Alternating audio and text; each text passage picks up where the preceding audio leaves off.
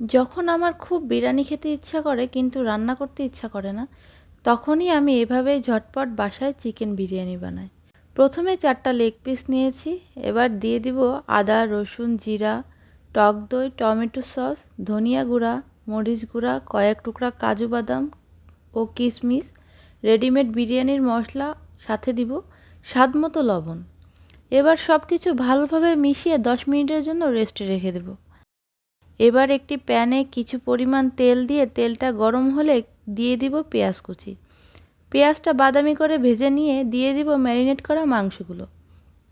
এবার মাংসগুলো ভালোভাবে সেদ্ধ হওয়া পর্যন্ত রান্না করে নেব। আর অন্যদিকে রাইস কুকারে পোলাওটা রান্না করে নিয়েছি। রান্না করা মাংসগুলো এখন পোলাওয়ের ওপরে বসিয়ে দেব এবং ওপর থেকে কিছুটা পেঁয়াজ বেরেস্তা দিয়ে দেব।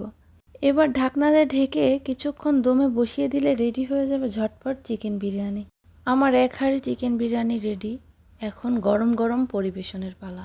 আজকে বিরিয়ানির সাথে ছিল টমেটো শসার সালাদ।